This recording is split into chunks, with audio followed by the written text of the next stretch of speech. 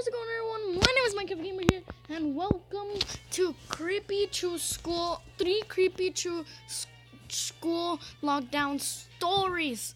So, I have an idea. I'm gonna be reacting to different things only 2 times a day. So, next day I'm gonna be reacting 2 times, and then I'm gonna do a lot of Minecraft videos, but only 2 videos of me reacting each day. So this is my second one. So it'll be the last one. Sorry, I just really need to itch myself. Okay. See how interesting this is. This is something you guys have been requesting the hell out of for a long time. It took a lot of time, but I finally found 3 stories that take place during school lockdowns. Story 1. It was a typical boring day in calculus, only it was Friday, 7th period, meaning the week was almost over and spring break would finally be upon us. So everybody was getting antsy in their seats, I could tell. We didn't have a test that day like a lot of my friends did with their other teachers, so our teacher in the middle of class just decided to start playing games with us on Sporkle.com. He was a very laid-back teacher like that. As we were doing some brand logo quiz on Sporkle, I remember the exact moment it happened. Right after my friend answered a question, I remember the exact answer too, Adidas. The dean's voice came through the loudspeaker. He sounded panicked and frantic as he told all the teachers this was not a drill and to go into lockdown.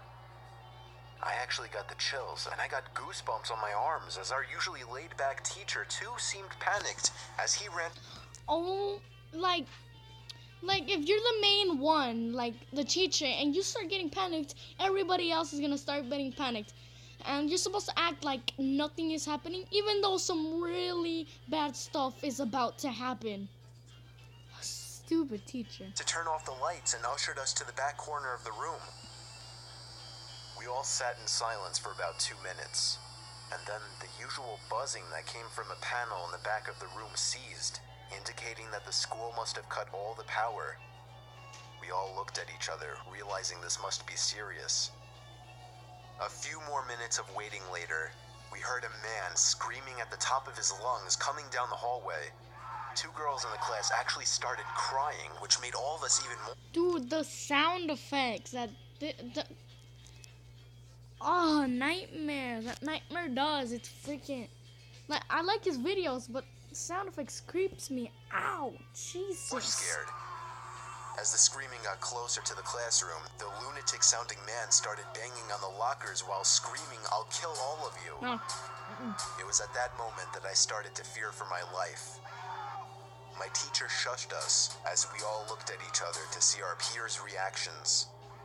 The banging then moved from the lockers to our classroom door. And that's when one of the crying girls screamed no. Oh my god, there's always a stupid person. All the time, there's always a stupid person. You're clearly saying, "We're in here!" Come on, I'll just throw her out the window. Throw her out the window. You know, I'll just give it to the guy. Here, we don't want her. She's stupid. We don't want the stupid girl. We don't want her. Well, it cannot be a man or a female. It's always someone stupid. The banging on the door only grew worse as the man started screaming, "Open up." 2 of the girls in the class were crying out loud now. It felt like an eternity that man was pounding at the door. But eventually, he finally continued down the hallway, screaming like a mentally insane person until we could not hear him anymore. I'd say 10 minutes later, though it felt like half an hour given the situation, the dean came back on the loudspeaker explaining the situation, which was surprising for him to do. He explained that some apparently mentally unstable person entered the building and assaulted the woman sitting at the front desk, causing her to flee the building screaming, and staff wasn't sure if the man was armed or not. I like how she, in the front desk, like, you're clearly doomed. If someone comes in with a rifle, pulls it at you, she's all like, "Nope, nope, nope, kids are that way. Go, kids are that way." Now this was before the school had cameras or could afford proper security, so the school was wide open to something like this happening.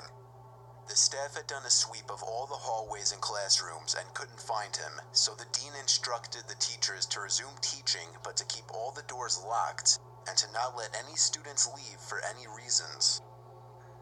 The most disturbing part, however, is that one of the janitors working the night shift found the man sleeping in one of the storage closets near the back end of the school, and according to rumors that were spread by my peers, sticking out of his pocket was a .44 Magnum.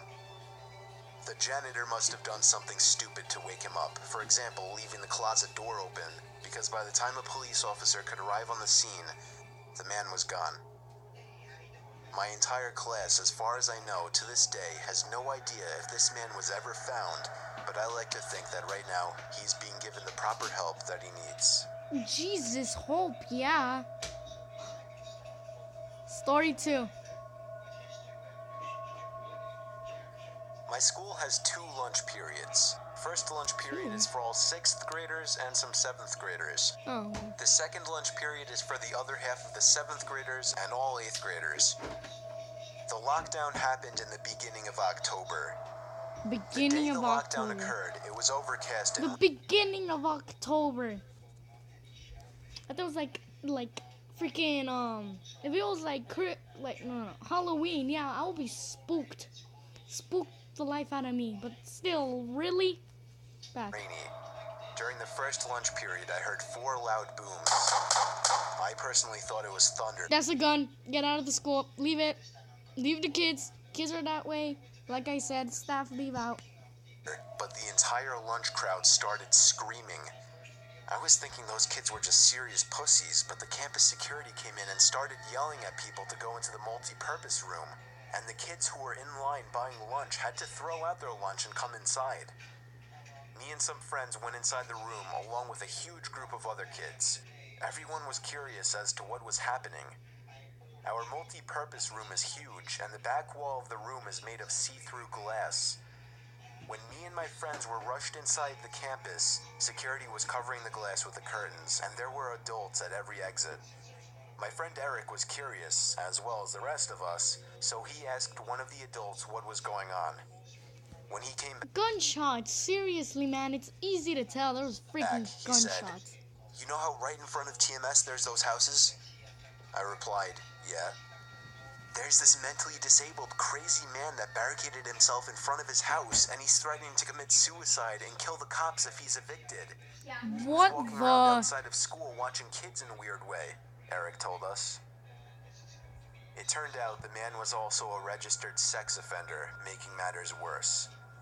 We were stuck in the multi-purpose room for a whole hour, taking up 2 periods.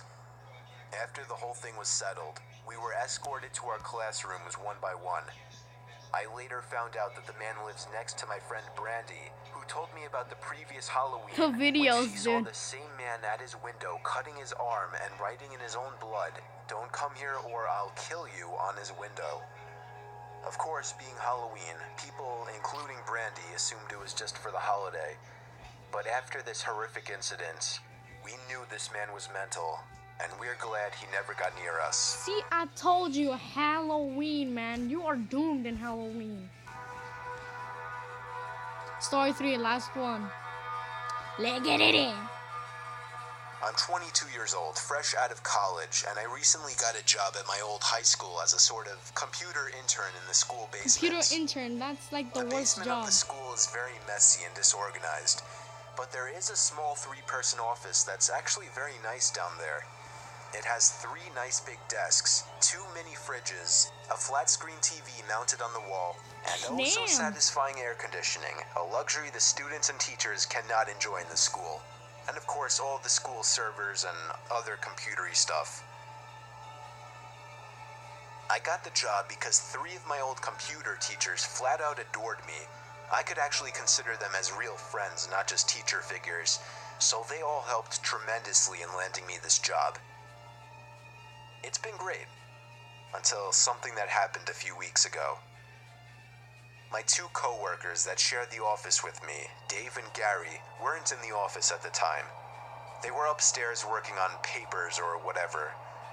I was eating my sandwich during my lunch break when I got a phone call from one of the women in the front office telling me the It's school gonna say, "I was on see you. lockdown and that somebody I bet possibly you." armed had entered the school. Oh. There wasn't much that I could do other than turn off the lights because, surprisingly, as nice as this little office was, it didn't have an actual door to it, just a big opening, and the door to the whole basement didn't even have a working lock. For my own safety, I did turn off all the lights in the office and my computer screen. I kept my phone on the desk, texting both Gary and Dave, but they wouldn't respond. I sat down there in the dark, playing games on my phone for like 20 minutes, waiting for the call from up front to tell me to resume working. I had no idea what was happening. I couldn't hear what was going on upstairs from down here. But I was not allowed to make any calls until I was informed that the lockdown was over. Then, the noisy basement door opened. As the creaking echoed across the basement and into my office, I sat up from my seat, wondering if I should call out Gary or Dave. I was eager to get some info Don't from do them. it. Someone then came running down the stairs, and their footsteps were approaching my office. I pushed away my chair and crawled under my desk. Somebody entered the office, but did not turn on the lights. There was just silence. I can't even describe the fear I was experiencing. I felt like if I made one sudden noise, I'd be a dead man. Suddenly, my phone dinged as I got a text message. I felt my entire world shrivel up and die at that one moment as I clenched my teeth in fear. Footsteps suddenly moved closer to me until I finally dove out from under the desk in capitulation, begging whoever it was not to kill me. And just then, someone grabbed my arm and pulled me up. It was some guy in a red plaid button-up, jeans, and a reddish-black cap. He told me, "It's okay, I'm just down here hiding with you." "What's going on up there?" I whispered to him. He kind of ignored my question and asked me if there's an exit down here. I told him, "Yeah, around that way." Before he could do anything else, I asked him, "Who are you?" There was a brief moment of silence before he started explaining he was coming in to pick up his son when a teacher told him to hide. After his explanation, I checked my phone and saw the text I received was from Dave. It said, "Dude, this is fucking crazy. Some guy with a gun shot Mr. Buckley. He's wearing a red shirt and a hat. Whatever you do, don't come upstairs." I was about to reread that text out loud to the man. Look, that is the most scariest thing. Like, your friend, you're just like calm and stuff. You're like, okay, I have a person here with me. Let him die first. Use him as a human shield, whatever. And then this dude just calls you, "Hey, dude, don't come up. There's this guy shooting a gun." Hey, no time for panicking. Let's just eat some chicken nuggets. Go to McDonald's. Go inside McDonald's. Call 911. Until I realized. I looked up and felt my stomach sink. The man seemed to catch on to my suspicious stare. Panicking, all I could think to do was to run for the upstairs.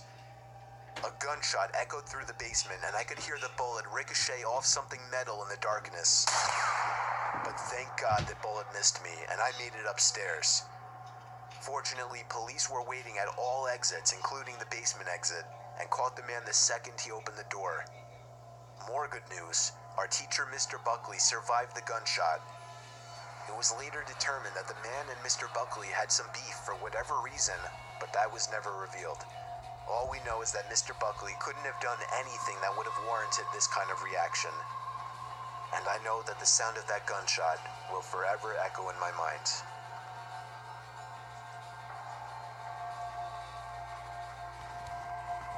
Okay, I really thought that was a really very interesting, but damn. Like, that's very, like, dang, that's very, like, wow. Like, what? I think it's pretty cool.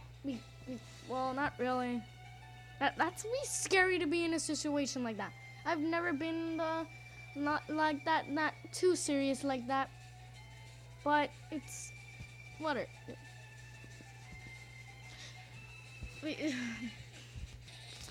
But yeah, guys, it doesn't matter. Yeah, just chew on my choice. I'm not gonna react to that because this video's not. But I hope you guys liked watching me derping around. And as always, my friends, stay awesome.